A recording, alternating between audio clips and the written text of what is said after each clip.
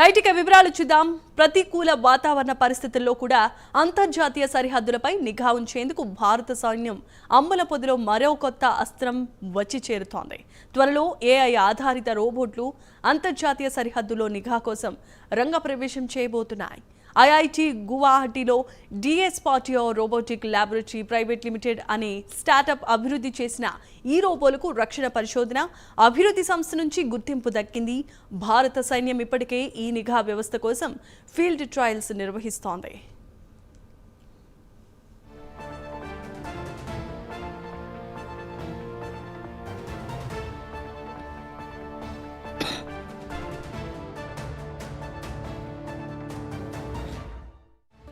చెప్తున్నారు.